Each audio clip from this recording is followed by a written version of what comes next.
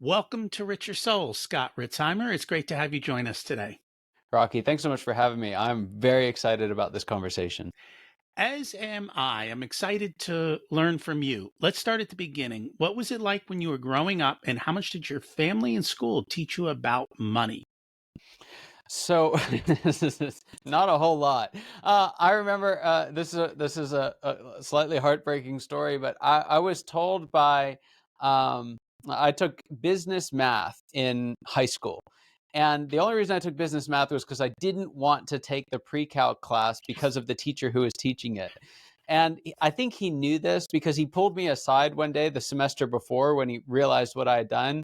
And he said, "Mr. Ritzheimer, you are a waste of a beautiful mind." So that was my introduction to math and money, so I don't know the degree to which I lived up to that, but no, I would say money was a huge challenge in our home. My dad was blue collar, worked in the steel industry.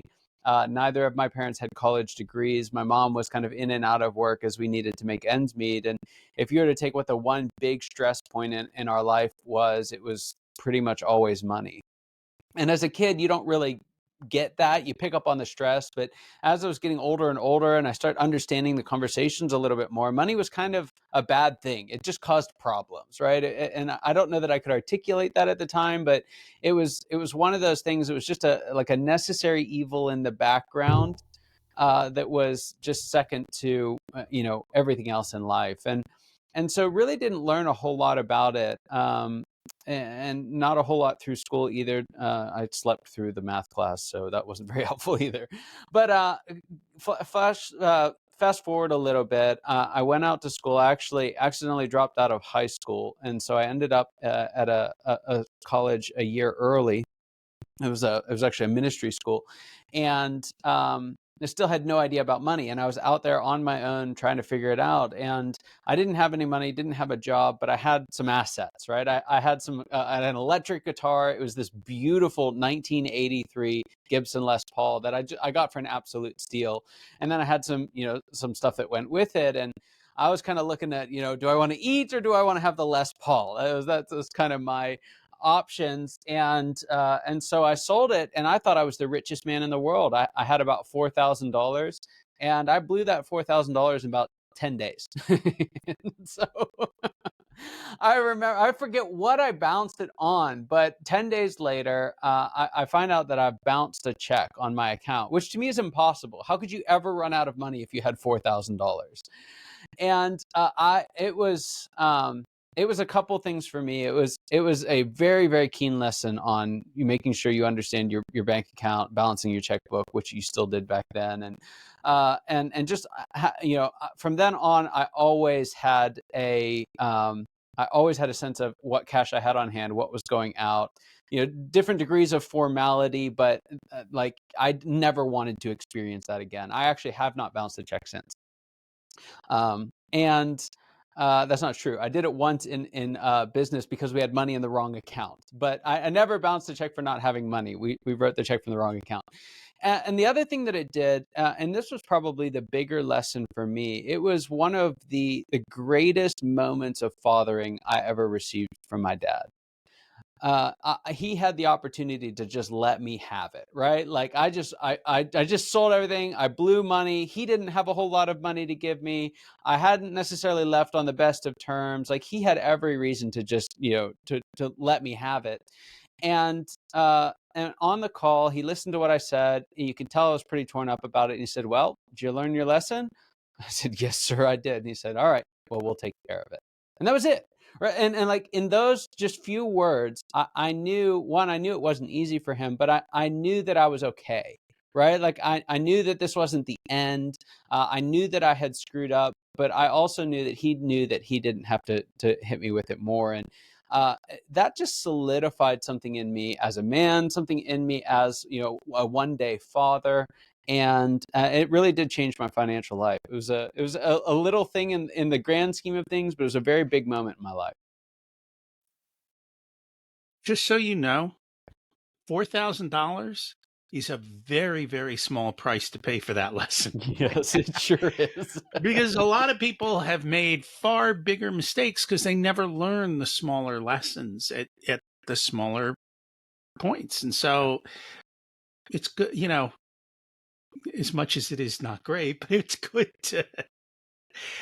to learn the lesson. It's funny though, you said back in those days we balanced the checkbook. Are people not balancing checkbooks Well, I still? would Because say I don't even know where my checkbook is. I lose it every single time because I never use it. But I balance my accounts all the time. yes. Okay. Yeah, so Yeah. little semantics in there. It's a semantics. Everyone uses an app or whatever, and Yeah. yeah, I get it. You still have to balance your account, and they're technically called checking accounts, even though nobody actually. Well, few people write checks these days.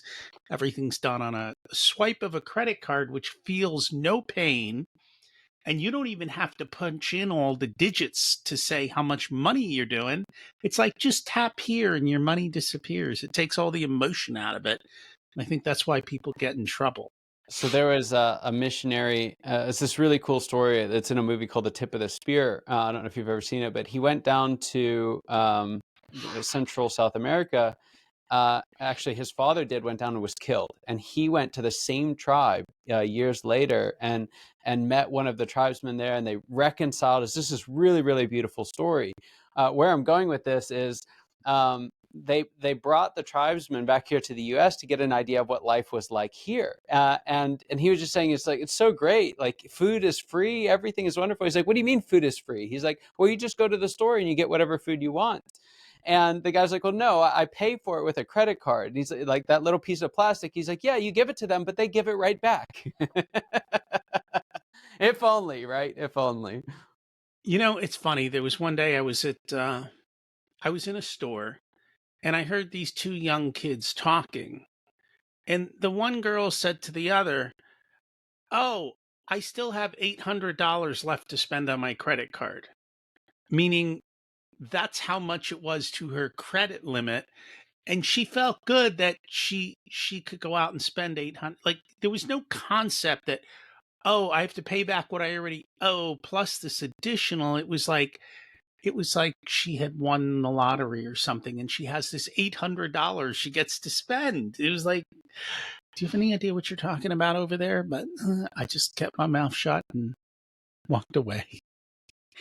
But I think that's a problem because even when we spent with cash, you pull out $100 bill and you have to let go of it. Um, it's different, and even with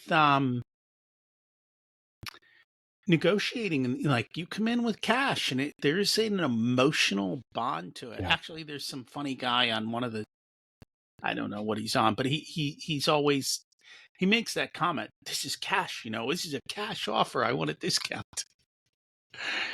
Nobody cares anymore. Oh, well. So It's a big deal because I mean, like, my kids, they just don't grow up with cash. Like, we don't have cash around the house. In fact, they'll find it and use it, right? So like, they will live their entire life virtually cashless unless we intentionally go back and have them use cash, which is getting harder and harder to do. I remember we gave them $20 for a baseball game to like go get like a little something in food, and they got there and they're like, no, we don't take cash. And so it's like, they won't have the experience that you and I had of actually having to pull out that $100 bill unless, as a parent, I manufacture that, right? It was normal back whenever I did it. Credit cards weren't an option for at least a kid my age, and even then we made the intentional decision to do it, of going, hey, we're going to go cash, and you could get away with it. Less and less places even take cash now.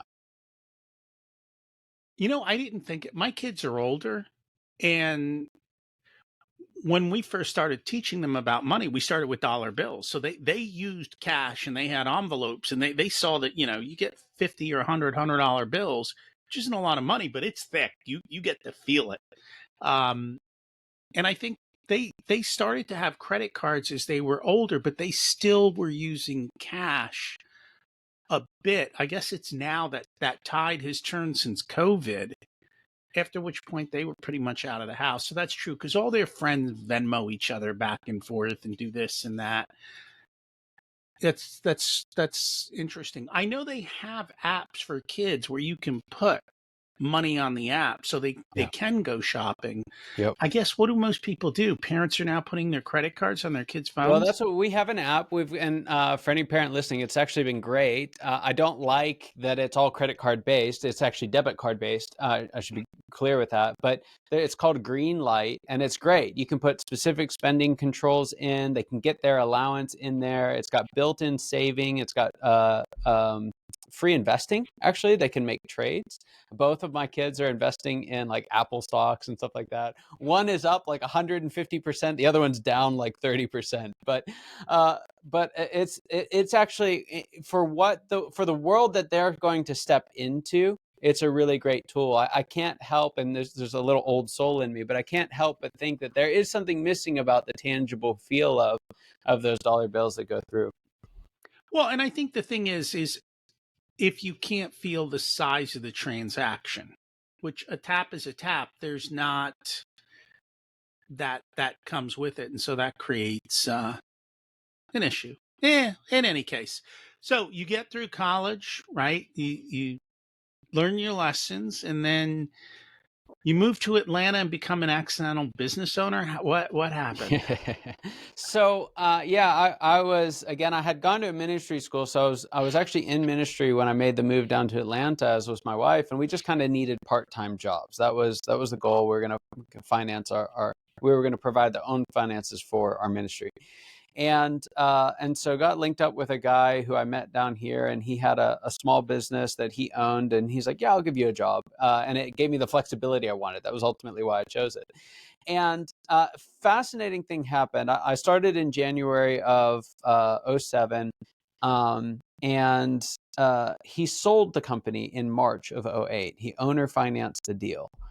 And I watched over the next 14, 15 months the company that bought his company systematically but unintentionally destroy it, right? And nearly sink theirs in the process. So arguably my first kind of 2 years in the business world, especially the small business world, was watching a pretty good company fall to pieces, and watching everybody suffer because of it. I learned way more in that 2 years than I did when I finally went back and did a 4-year degree in my late 20s, and just on how not to do business, right? And it was fascinating. It's funny how all the money mistakes teach you the lessons, right? And I was just having this conversation earlier today. We don't realize this, you know, the fruit doesn't grow on the mountaintop. The fruit grows in the valley. In the sense of you learn your lessons during the hard times. Yeah. You don't learn lessons at the top of the mountain usually, except if it's, Mount Everest. And, then you're crazy. The lesson should have been learned at the bottom, not to go to the top. But that's another episode that we've had. um, what were some of the biggest mistakes they made?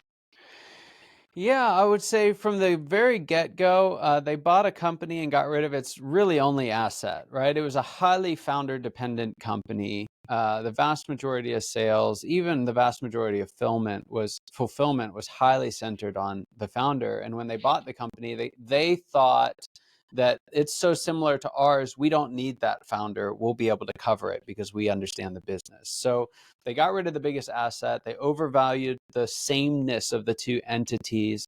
And then the third big piece that I saw was that they way over invested in infrastructure. They tried to maintain both locations. And so they built a whole new customer management system. They bought a whole new phone system that was capable of doing both locations back before VoIP was really what it is today. There were just multiple different things that they did that were just these massive investments that generated no revenue. Like, a phone system does not generate revenue, right? Like a new customer management system does not generate revenue. And so they put all this money and time and effort into good things, and revenue was sliding every single day. And so because of that, there was just, by the end of it, there was no money to work with. It had all dried up. And I think that happens at every stage of business ownership. We kind of laugh at different parts, but the first time business owner, they're all, oh, I need a website and I need a cart. No, you need to pick up the phone and go get some sales. It's Prove your 100%. concept before you start buying logos. And because nobody's going to buy your logo, they're going to buy what you can deliver and what you can bring value. And then as they start to grow and they get a little bit of money, especially in the trades. Oh, I need the fully decked out Ford F-150 with everything in it, and That's a tax write-off, Rocky. it's a That's a tax tax write-off. write-off. Yes, I know it's a tax write-off, and I got to look good for my clients, right? But nobody knows what the plumber's truck looks like till he shows up Yeah. half the time, Yeah. and they're more worried about their plumbing problem than how beautiful your truck is. And these are kind of the lessons that are learned out there. And actually, it's been quite eye-opening to me because everyone looks at business owners and they think they're all wealthy. Oh, that guy's got $1 million in revenue or $2 million in revenue. They've got 7 trucks on the road, and what they don't realize is the owner might not be the highest paid person in the business. And many times, especially at that level, they very well may not be. Yeah. It's a struggle to get it right. Yeah. Um, and we'll talk about how all those stages do. Before we do, I just kind of want to touch base because I love systems. And there's 2 that I know you're very familiar with. One is Profit First. The other is Traction. I just love to kind of get your thoughts on those because to me, they go together so well. They do. Yeah, they do. And Profit First, you can run circles around me with the methodology. I think what it does is it sets the right baseline for organizations. Here's what happens in the early stages. You're trying to figure out your what you're really trying to do is find your profitable, sustainable market. Really boring phrase, really important concept. But what happens from a financial standpoint is you kind of set what your margins are going to be for the next 5-10 years in those early days. And when you don't have an eye for profit, you will constantly have the expectation that 5% profit is okay, right? Or we'll get there when we get there. You'll try and sell your way to more profit, and what you find is that organizations don't get better, they get bigger, right? And so what I love about the Profit First methodology is that it is so accessible right when you get in the game, right? There's a lot of strategies, there's a lot of tools that are like, as you get bigger, they become more effective. Profit First is effective from day one, right? If you don't enter with that mindset, there's never a point where it's easier to adopt something like Profit First, and it just sets the baseline for the rest of your time as an organization. It's fascinating. I walk into organizations that are a couple stages later, and I'll have one that's 40-45% net margin, and they're really concerned about profitability falling, right? They're ultra concerned about it. And then I'll walk into some that are 4 or 5% net margin, and they don't care, they don't talk about profit at all, right? And what's happened is they got out of that early struggle, right? They got out of that early stage as an organization, and the sum of their decisions was about a 4 or 5% margin, and they've just assumed that the way I make more money is to sell more. And that 4 or 5% will always be 4 or 5%. I just want it to be a bigger 4 or 5%. And so it's fascinating. You'll get these just dramatic discrepancies in profitability, and it's rooted in some very, very lessons that are either learned or missed entirely.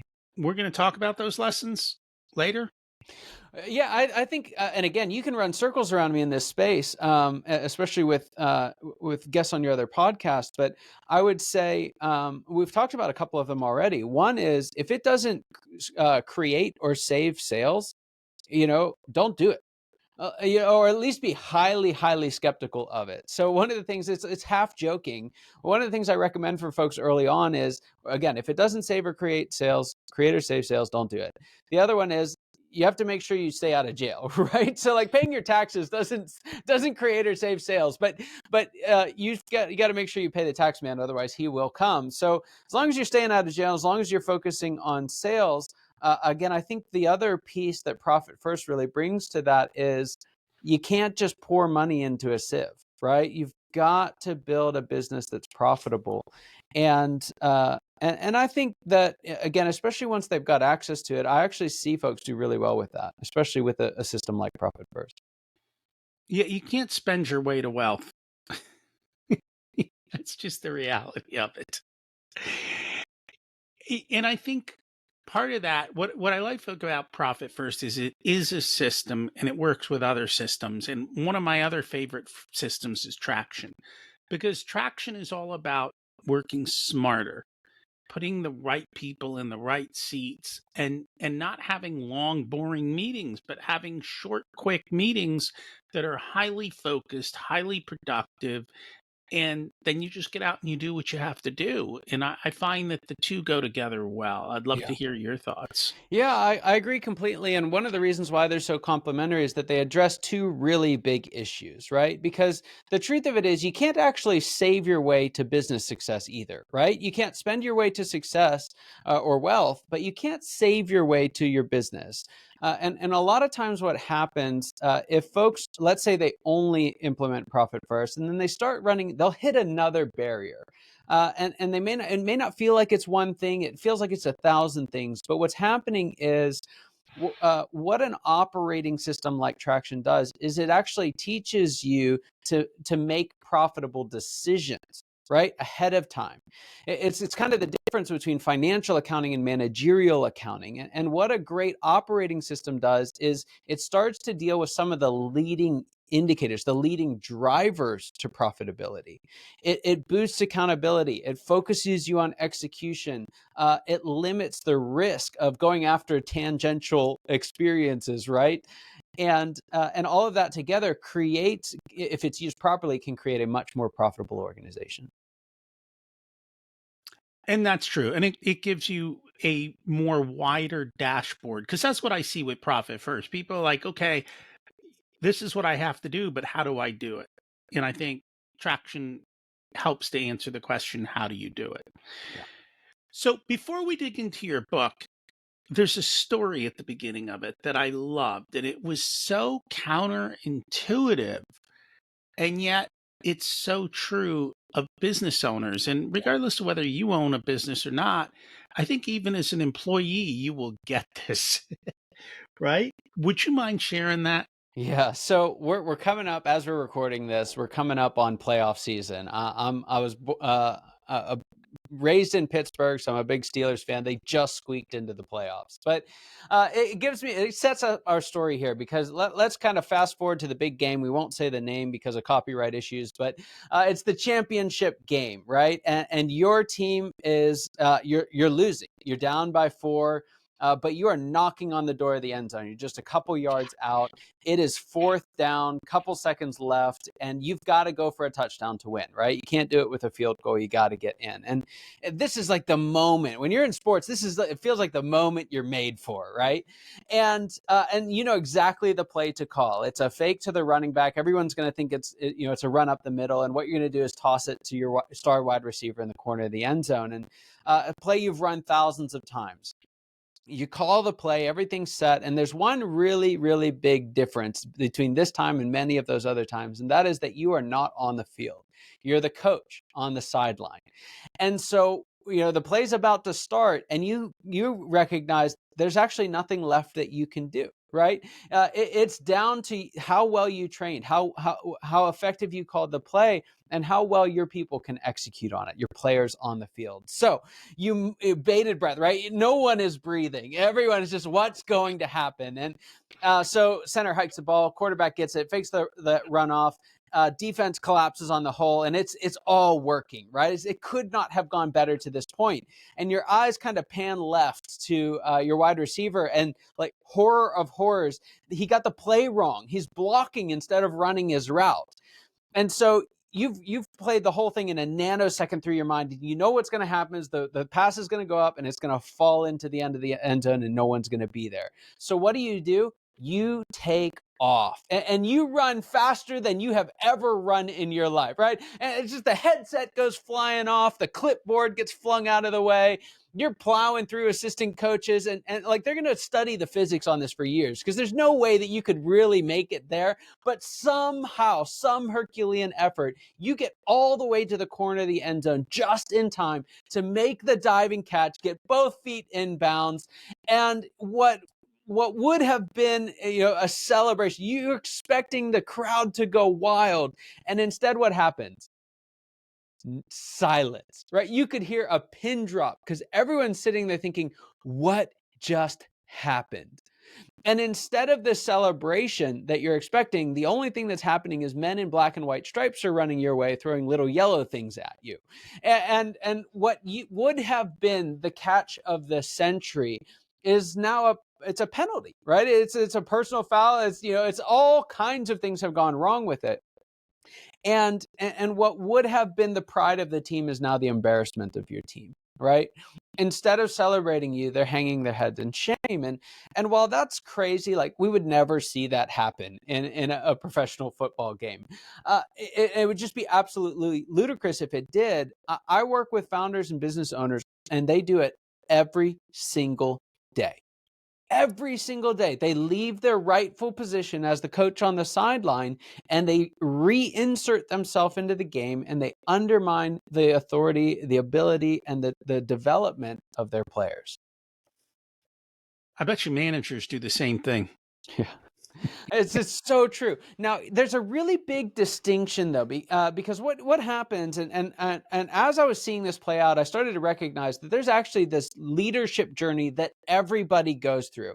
In fact, it's the same journey that Jason Bourne goes through in the Bourne Ultimatum. It's the same journey that Luke Skywalker goes through. It's the same journey that Jesus goes through in the Gospels, right? So there's this universal pattern at play. And how it shows up in leadership is the same, right? So when you look at employees and managers, yes, they're going through the same journey. There's one really, really big distinction, though.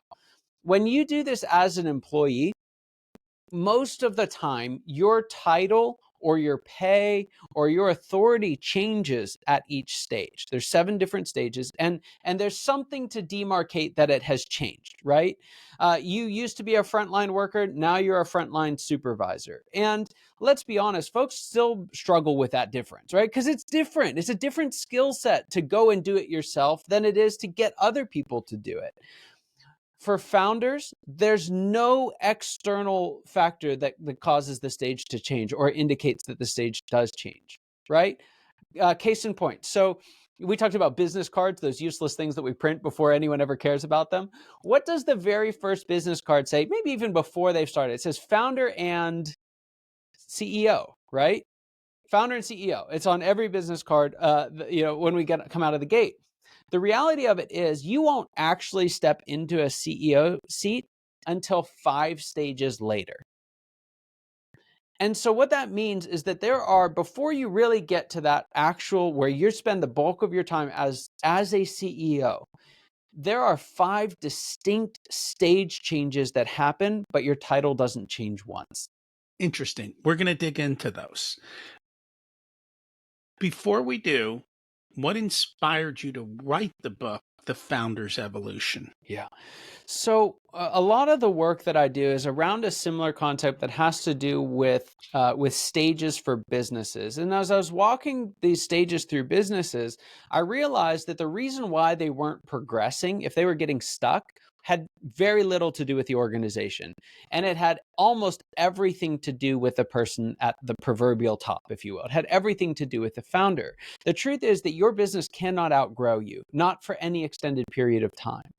And so what I started noticing was I could go in and I could help a team, but if I couldn't get the founder to recognize how their role had changed, quite frankly, if I couldn't get them to let go of the founder card that they'd been playing in virtually every single meeting, then any progress we would make would be 2 steps forward, 2 steps back. And so that was a big part of it. Is that there's this personal journey that is really, really hard, completely, and it's completely invisible. The second part of it was relatively early in my career, I had the opportunity of helping start a lot of organizations, both for-profits and nonprofits. There's around 20,000 of them that my team and I helped launch. And in doing something that many times, in seeing that many different stories of both success and failure, I started to recognize that there's really just one story the whole way. And what happens, what drives success or failure was the degree to which we understood that story and understood our role in that story and how that role changes distinctly over time.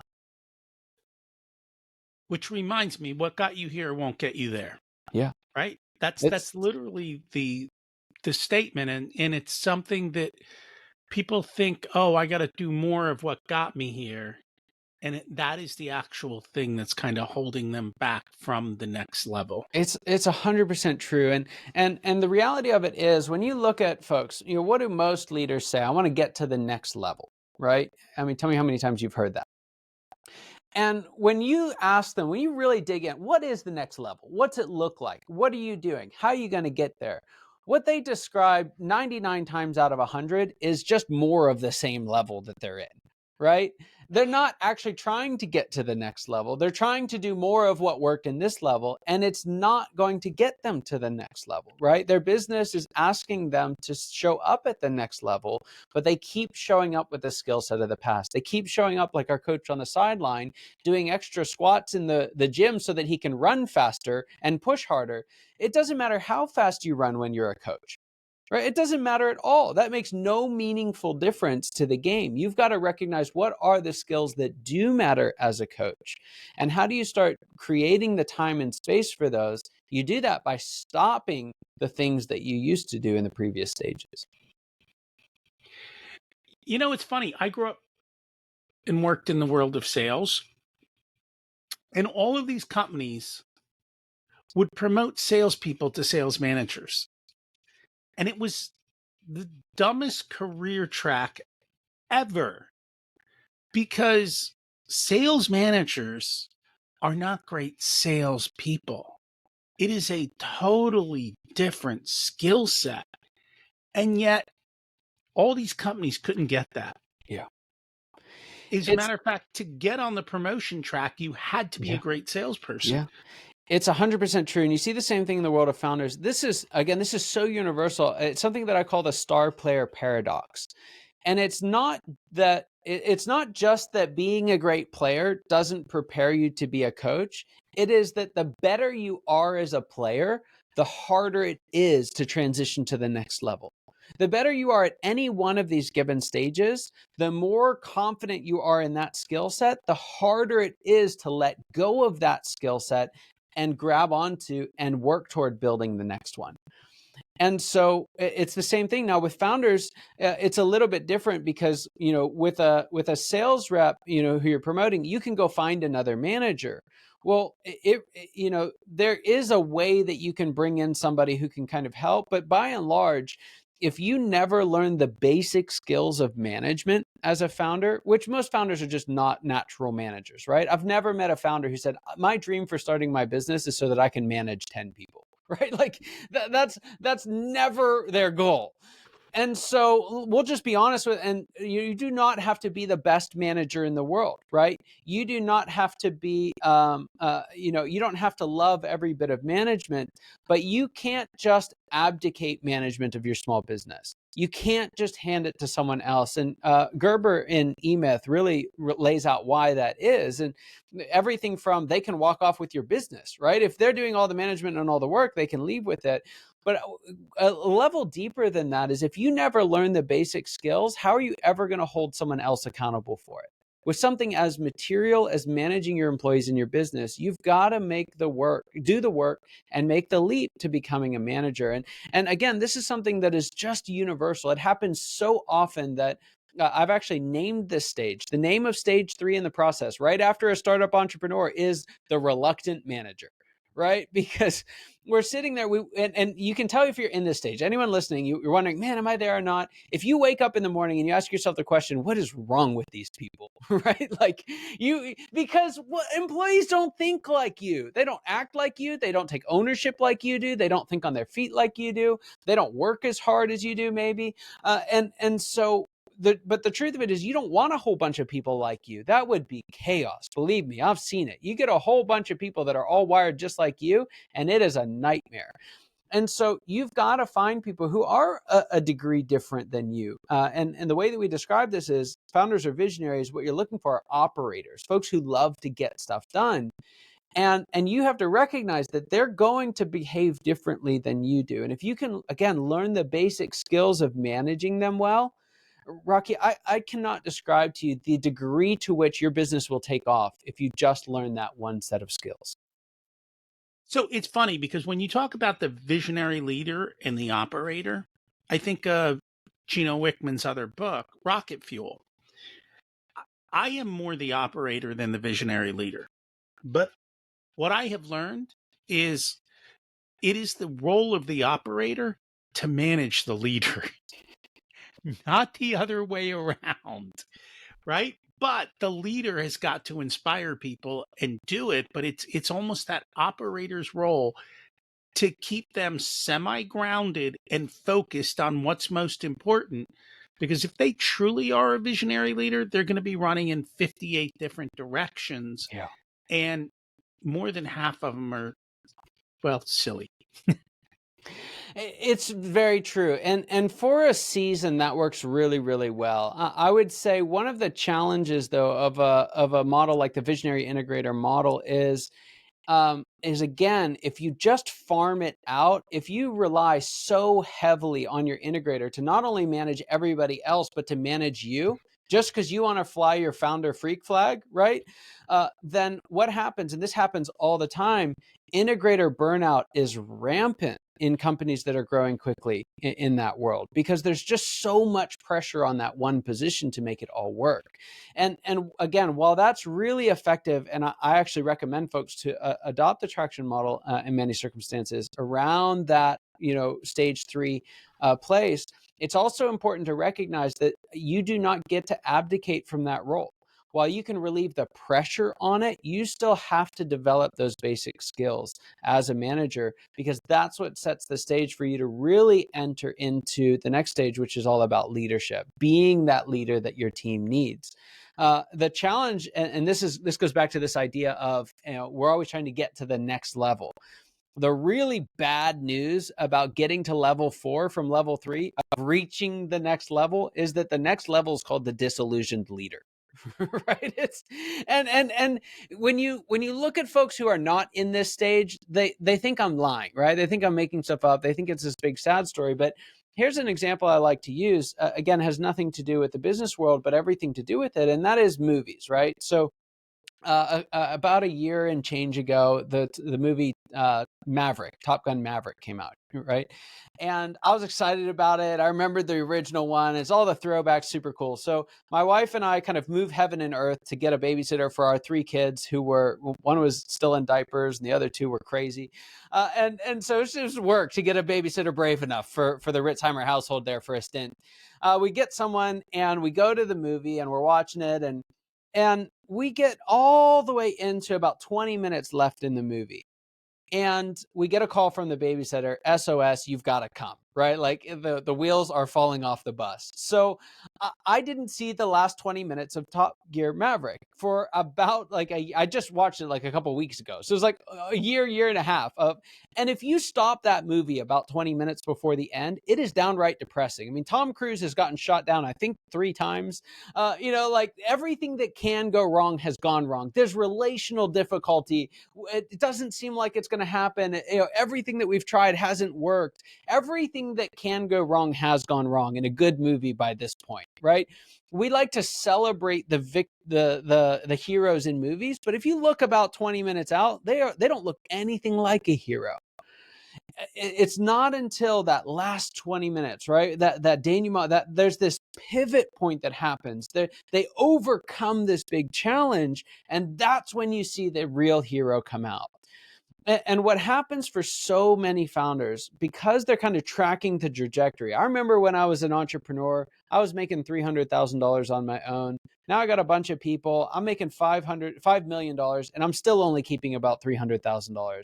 And I've got all these problems. I thought a $5 million business was going to be amazing. I realize it's just bigger. It's not actually better. I've got people problems all over the place. I'm going to have to fire my best friend. Like, it's just, they see the trajectory, right? It's like my every step that my organization gets bigger, my world seems to get smaller, right? And I'm talking about inside the organization. I'm really talking about inside the founder. This is a very internal issue that's happening.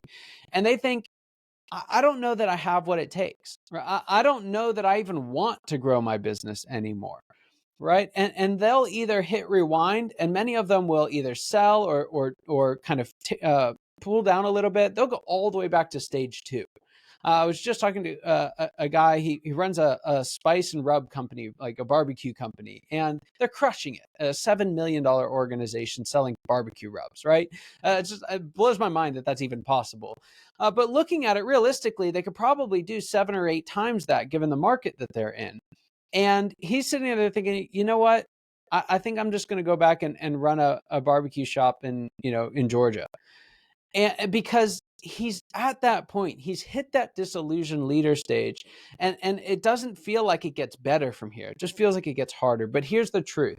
If you can, again, embrace the right skill set, you get really good at being that coach on the sideline. What happens is you transition into stage 5, and that's where you really become a CEO. And the wonderful, wonderful news for most visionaries is that when you look at what a CEO is really supposed to do, it is so highly aligned with your natural skill set as a visionary that once you make that change, you let go of some of the things that are holding you back, you give your team the freedom that they need, you'll set yourself up for 10, 15 years of not only awesome growth for your organization, but the freedom and autonomy that you've been looking for all along. And it takes time. So, two things come up. One is the hero's journey. All movies have the hero's journey, right? You have the start off, life is good, they hit a problem, they go after a goal.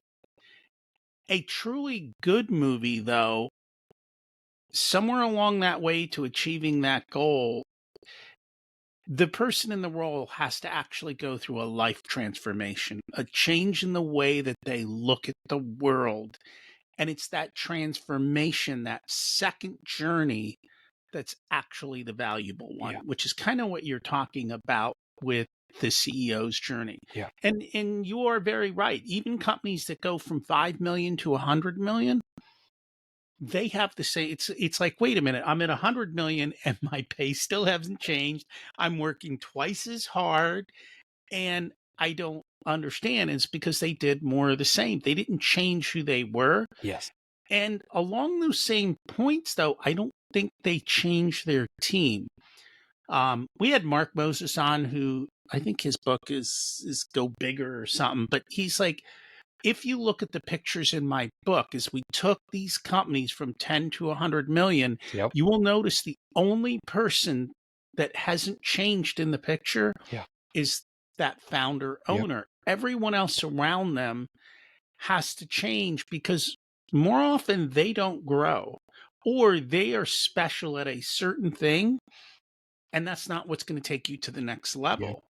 And so there's that. And then we also had on Trey Taylor, who CEO does three things, which is kind of getting the culture, the people, and the allocating of the capital or the numbers down. Yeah. And actually all of those, like traction is all about that. It's cultures and people, it's numbers, but in a different way. But that's where profit first comes in. It gives you the numbers from the actual financial Yep. side and the ability to make decisions based on culture and people and not your checking account. Yep. Um, which is the problem that I think a lot of these people get into. And here's the big piece to this, and that is that each one of those kind of definitions is right in their own time, right? And this goes back to one of the challenges that we have is by hanging on to the lessons of the past too long. We've already talked about that. Marshall Goldsmith, what got you here won't get you there. The other challenge that we have, and this is especially true probably for people who listen to a podcast like this, you're getting this brilliant advice from people all the time. But I liken it to, let's say we're going to go on a road trip from LA to Chicago, right? And we think, hey, it'd probably be smart to ask folks, when you went on your road trip from LA to Chicago, did anything happen? Was there a hard time along? Is there anything we need to prepare for? And so you talk to someone and they're like, dude, we froze in Denver. Like it was It was cold, cold. We hit it in the winter. It was cold. If you're going to go from LA to Chicago, make sure you're ready for the cold in Denver. And so we go out, we get our parka, we get all set, we get our snow skis, and then we get, before we ever get to Denver, we're in Death Valley, California, right? Because you got to pass through Death Valley to get to, and if you adopt the strategy for Denver, right, in Death Valley, you are going to have a very uncomfortable and very unproductive experience, right? That parka is not helping you at all. So in the same way that we can overvalue the lessons of our past, we can overvalue the lessons of someone else that are necessary for our future. And the big key here, and the reason why this book I think is so helpful for folks, is that it lets you say no to all the stuff from the future. It lets you say no to all the things from the past and focus just on what you need to do right now. And there's so much freedom that comes for founders in using that filter. The other thing that kind of brings to mind, and we've talked about that, I don't know that we've actually talked about it on the air. You can't jump from stage 1 to stage 7. You have to go up each step of the rung of the ladder, because if you try to jump, more often than not, you'll miss, and maybe you'll fall to the bottom, or maybe you'll just hang on and hurt yourself a lot. But it is a process, and you have to go through the transformations. Yeah. Doesn't mean you can't do it fast. That's right. You can, and the smartest way to do it fast is to have a board of advisors who kind of, and maybe that board of advisors has to also change over time. That's right. That can help you through each part of the journey. Yes. And saying, okay, we're going to Death Valley now. In Death Valley, you need XYZ, take the water, check how hot it's going to be, make sure the car's got fuel and the AC works well, right? And now, then when we get to Denver, make sure you have this and make sure you have that, and change your tactics at each level of That's that. 100% right. Here's the most important thing that you didn't mention, and it probably because it was so obvious. Because we said we were going to Chicago and we were talking to people who said they were going to Chicago, we ignored all the people giving us advice about Mexico, Alaska, London, because we're like, no, we're not going there. We had a clear definition. This is where I'm going. I'm looking for advice about this. Do not show me shiny objects that are not on that path, because it's irrelevant. And I think that is the most important first step.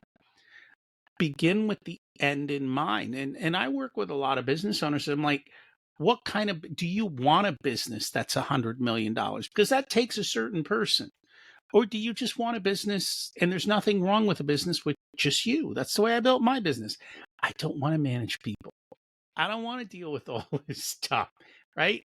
Maybe if I was 30 years old, I would have done this differently. But at this stage in life, I'm like, I don't need all of that. So I'm not going to take that journey. Yeah. And I think that's a big part of it for people. Absolutely. Decide what your end is. And then all of those things have a price, right? It costs money to go Chicago. What's it going to cost you? And are you willing to go through and deal with all the issues along the way? Yeah. Yeah, and to tie those ideas together, you're absolutely right. We don't get to teleport from LA to Chicago. Now, what are LA and Chicago? LA is, I think I've got an idea. Like, I'm going to start this business, right? It's the beginning of your entrepreneurial journey. What is Chicago? Chicago is being a true owner. Right. And so there's this big push right now, especially, kind of social media, influencer channels, of this idea of own your business and don't run it. But the reality of it is that is stage 6 in the process. That is not stage 2. It's not stage 3. It's not stage 4 or 5. And so you're right. You can do it, and you can miss. I would say what's even worse than that is when you kind of just get enough of it to feel like it was a success, right? You get this with some folks who, maybe they use the traction model and they walk away and they leave their integrator to lead it on their own. that's fine. And there's no judgment associated with that. But if you really want to be an owner, right, free from the being pulled back into your business or the sway of it, you've got some work left to do. And what you're going to find is that you're either going to stunt the growth of the organization, right, because it cannot grow in the same way that it could with a visionary leader. Or two, you're going to constantly be pulled back in. You're going to be that coach constantly, every quarter, every year, at some point in time, something's going to happen. You're going to get sucked back in again, and you're not actually ever going to achieve the freedom that you're looking for. I was talking with a guy, he and his friends built it was about a $7 million clothing business. And he's like, I work 4 or 5 hours a week and I feel completely trapped. Now, he's a millennial, so, let's take it with a pinch of salt. But here's what his problem was, because this is real, is that, about once a quarter, he'd get drugged back into the business for like this super intensive 2 weeks of like firefighting to keep the thing afloat. And so he didn't have the freedom to actually go off and do another venture. He had all kinds of ideas, but he was thinking, if I go off and do that, and then I'm not available to come back in and make sure that this thing's working, they're both going to collapse. And so what happens if you try and skip a stage, if you try and prematurely walk out, you will end up undermining your own success in the long run. So that brings up an interesting question, because I agree with you. Everyone out there right now wants to buy a business that they don't need to do any work in. And I'm like, huh, that's an interesting idea. I haven't found many of those businesses yet, unless you have a big fat margin and you have the cash to pay somebody to run it well, and you've got the ability to, because at the end of the day, you still have to manage that person, right? And if they leave, you better have a backup plan. How many businesses can truly be managed by an owner? And I'll call it in the sub $10 million range, because It's I a think it's myth. hard. Yeah, it's a myth. You'll have lots of people who say that they can, and it just does not match reality. It really does not. I mean, my response to you is, if you want to own a company and not run it, and you don't want to do the work of building it to a place where it's ready, go buy stocks. Right? That's owning and not running a company. You've got a great opportunity for it. And if you think that you can do 30% margins like that, when in fact you're going to get, 5 to 15% in the stock market, you're just wrong, right? If it has that little risk and that little responsibility from you, and it's going to be in the same category. So I would say, we can get stuck a little bit because the numbers do vary by industry, but I would say 100% of companies that you try and own before you get to stage 5 and do the work of becoming a true owner in stage 6, 100% of them are going to pull you back in one way, shape, or form. I don't disagree with you. I think the two things to keep in mind is, if you come in and buy a company and somebody else is running it and it's highly profitable, one of two things is going to happen. Either they're going to wise up and go, why do I need the owner? Right? Or B, everyone's going to go, oh, look over there. Scott's making lots of money. Let's all go compete with Scott because he's not paying attention. And so if you've got fat margins, more than often, unless there's very high barriers to entry, and again, that comes back to spending the time and building the moat, it's going to be hard to do that. Yeah. And then you deal with this second thing. And I would say that the deeper the moat is, the riskier it is in the long term, because you will feel so safe inside the moat Hmm. that as things change, and they change, the one guarantee for all of us is that things are going to change. The way that you do bids, the way that you did business, the way that you brought in clients, the way that you fill in the blank is going to be surpassed by another method. And the deeper that moat is, the longer we will take to respond to those things, right? Especially if we have someone whose job is to just, circle the wagons, protect the ship. They are not going to change it. And there's this long, slow slide into irrelevance, but there is only one way out of that. And we call that stage for businesses death rattle.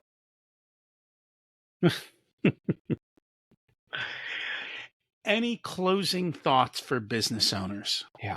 or for those thinking about it? Yeah, I would say there's a ton of them. There's a lot more in the book, but the one thing that I really want to drive home for this, because I actually think it's the hardest part of it, is when you find out there's 7 stages, right? When you finally get a name for what the next level is, and you get clarity on what to do, especially as visionaries or founders, we have the propensity to put everything else on hold, including our happiness, until we get to that next level, right?